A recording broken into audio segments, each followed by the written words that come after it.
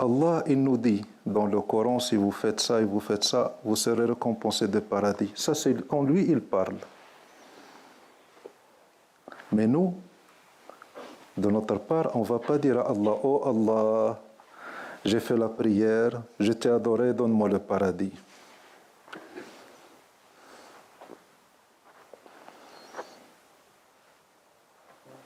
Allah, il dit, le dhikr d'Allah apaise les cœurs. Mais moi, quand je vais faire dhikr, je ne vais pas dire à Allah, pourquoi tu ne m'as pas apaisé le cœur? Parce que lui, il dit, le dhikr d'Allah apaise le cœur. Mais quand tu fais le dhikr et tu dis, tu veux qu'Allah apaise ton cœur, ça veut dire que tu as fait le dhikr. Et si on va chercher si tu as bien fait le dhikr, on va trouver que tu n'as pas fait de dhikr. Si tu fais le dhikr pendant une demi-heure, pendant combien de temps tu penses à Allah? Pendant ta prière, si tu dis Allah, j'ai prié, donne-moi le paradis. Pendant combien de temps tu as pensé à Allah pendant ta prière? Tu lui demandes des comptes, il va te demander des comptes. Tu lui dis, j'ai prié, donne-moi, il va te dire, viens. On va discuter cette prière. Et en fin de compte, on va trouver que ce n'était pas une prière. Donc, prie au scot. Et tais-toi, ne demande pas. On ne demande jamais à un général.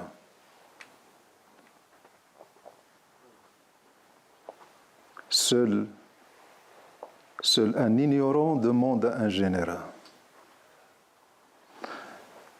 On a besoin de dire à un généreux, donne-moi, alors qu'il voit notre état et notre besoin. On est devant Allah, il va lui demander, tiens, j'ai prié pour toi, donne-moi. On va marchander avec Allah. Notre prière, c'est une prière. Notre dhikr, c'est un dhikr. Notre prière, c'est un péché.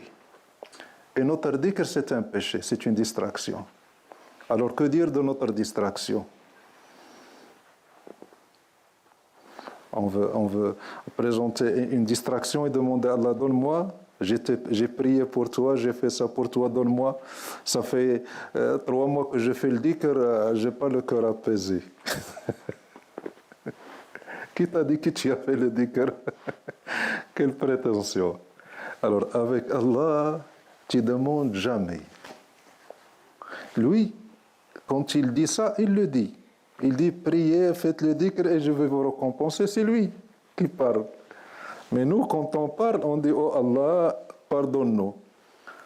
Pas nos péchés, pardonne-nous nos prières et notre dhikr. Parce que pendant notre prière et notre dhikr, on était éloigné de toi. Pardonne-nous. Quelle est la première parole que tu dis quand tu finis la prière? Quand tu dis Assalamu alaykum, qu'est-ce que tu dis? Astaghfirullah al-azim. Tu demandes pardon. Pour quel péché tu viens de faire? Pour ta prière. Parce que tu estimes que cette prière n'est pas digne d'Allah. Donc tu demandes à Allah le pardon pour cette prière que tu viens de faire. Pas pour tes péchés. Parce que ta prière est un péché. Aucune adoration n'est digne d'Allah. Ne dis jamais j'ai fait une adoration digne d'Allah. Il n'y a rien de digne d'Allah. Parce qu'on n'a pas idée de ce que c'est qu'Allah. Tout ce qu'on fait est indigne. Et on doit demander pardon pour tout ce qu'on fait. Nos péchés et nos adorations. Alors, se ramener à un sac de péché et demander à qu'Allah apaise ton cœur, choum.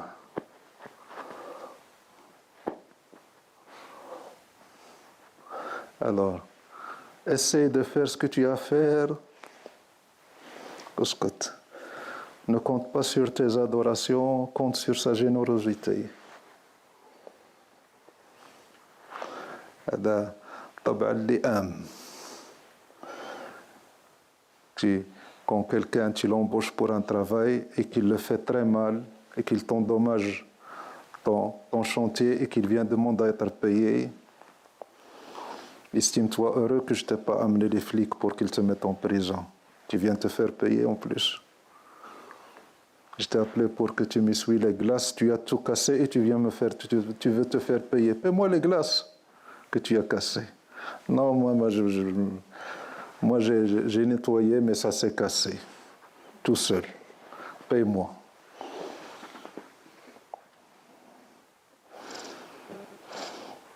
Alors, adorer Allah pour Allah. Jamais demander de contrepartie. S'il donne, c'est par sa générosité. Et s'il ne donne pas, c'est parce qu'il est juste. Et parmi les invocations qu'on dit, oh Allah, ne nous traite pas avec ta justice. Traite-nous avec ta miséricorde. Si Allah appliquait la justice avec les hommes, il détruirait tout le monde. Allah, montre-nous ta miséricorde et ne montre pas ta justice. Donc on ne cherche ni apaisement de cœur, on essaye de faire le dhikr. On fait le dhikr. Tu fais le dhikr, c'est Mohamed. Hein? Prétentieux.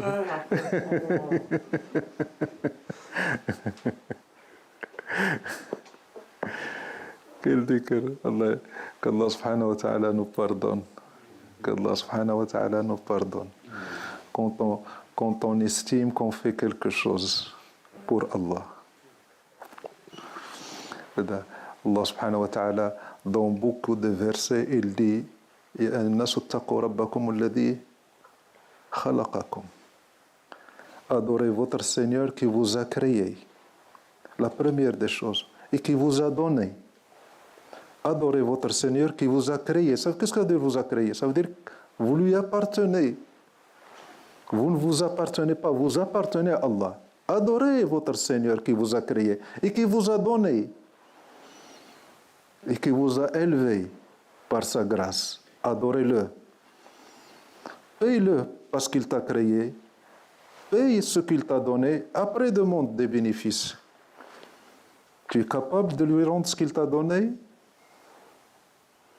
Tu es capable? Donc, Oskut. Ne demande rien à Allah. N'exige pas à Allah quelque chose, même s'il te l'a fait promis. S'il te l'a promis, c'est par sa miséricorde. Et c'est une impolitesse de demander à Allah quelque chose qu'il t'a promis. Si Allah t'a promis quelque chose et qu'il ne la donne pas, ça veut dire que tu as fait quelque chose qui a cassé la promesse. Ce n'est pas parce que Allah n'a pas respecté sa promesse.